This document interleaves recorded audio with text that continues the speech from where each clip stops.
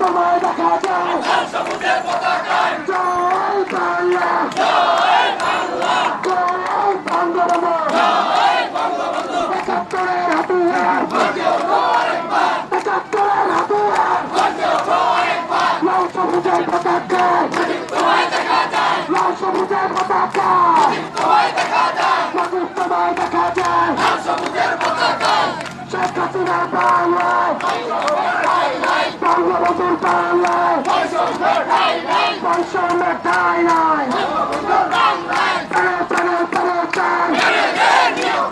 উন্নয়নের সরকার শেখ হাসিনার সরকার বিজেপির সরকার শিক্ষাবান্ধব সরকার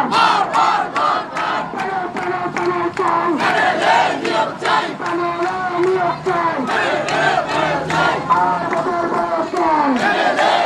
চাই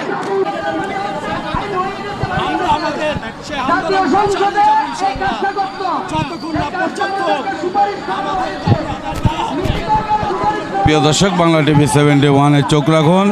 এখন আমরা জাতীয় প্রেস ক্লাবের সামনে অবস্থান দেখতে পাচ্ছেন আপনারা।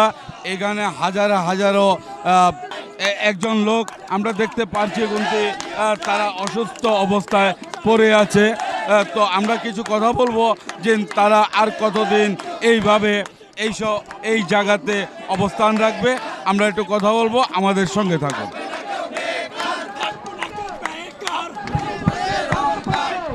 আজকে যে আপনারা দেখতে পাচ্ছি, আমরা 2 দিন যাবৎ আপনারা এখানে অবস্থান নিয়েছেন। আর কতদিন আপনারা এখানে মানববন্ধন করার চিন্তা ভাবনা? ধন্যবাদ। মাননীয় প্রধানমন্ত্রীর কাছে আমাদের আবেদন, আমরা এখানে যারা 37,000 প্যানেল প্রত্যাশী উপস্থিত হয়েছি, আমরা আমাদের অধিকার চাই।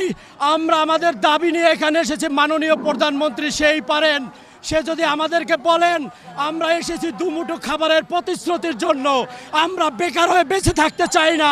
মাননীয় মুজিব বর্ষে মাননীয় প্রধানমন্ত্রীর যে অঙ্গীকার, থাকবে না কেউ বেকার, সেই ধারাবাহিকতায় আমরা আজকে এখানে উপস্থিত হয়েছি। ইনশাআল্লাহ সারা বাংলাদেশে যারা আমরা 55,295 জন লিখিত পরীক্ষায় উত্তীর্ণ হয়ে ভাইবা দিয়েছিলাম, সেখানে সাবেক ডিজি মহোদয় বলেছেন ভাইবা পরীক্ষায় কোনো ফেল নেই, উপস্থিত হলেই 14-15 পাওয়া যায়। সেক্ষেত্রে আমাদেরকে মূল্যায়ন করা হয়নি। আমাদের সেই নিয়োগে বলেছিল শূন্য কোঠার ভিত্তিতে নিয়োগ হবে, কিন্তু সেই শূন্য কোঠা তারা মানেনি। অনেক পদ শূন্য থাকা সত্ত্বেও আমাদেরকে আজকে আমাদের রাজপথে আসতে বাধ্য করেছে। মাননীয় প্রধানমন্ত্রীর কাছে আমাদের আবেদন, ইনশাআল্লাহ আমরা আমাদের বেকারত্ব থেকে মুক্তি চাই, আমরা আমাদের অধিকার চাই, আমরা দুমুঠো খাবারের প্রতিশ্রুতি চাই। যতক্ষণ না মাননীয় প্রধানমন্ত্রী আমাদের সেই অধিকার না দিবেন, আমরা রাজপথে মরে যেতে রাজি। আমরা এখান থেকে যাব না। যে আপু, আপনি একটু বলেন, আপনারা দীর্ঘ 2 দিন যাবৎ এখানে মানববন্ধন করে যাচ্ছেন, আর কতদিন এখানে অবস্থান রাখার আপনাদের চিন্তা ভাবনা?